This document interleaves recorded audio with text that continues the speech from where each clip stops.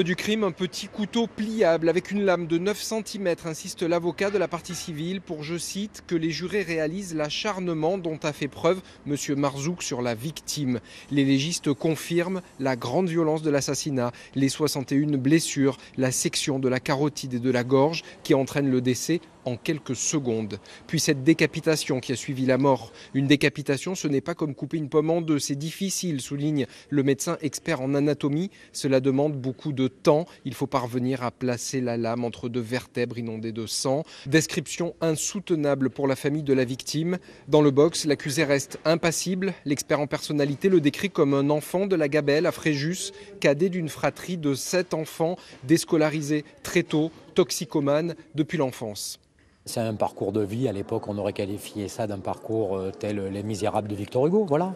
Pas de formation, c'est pas lire, pas écrire, et puis surtout est tombé dans la drogue très très vite et a ancré des dégâts quasiment irréversibles sur sa personnalité.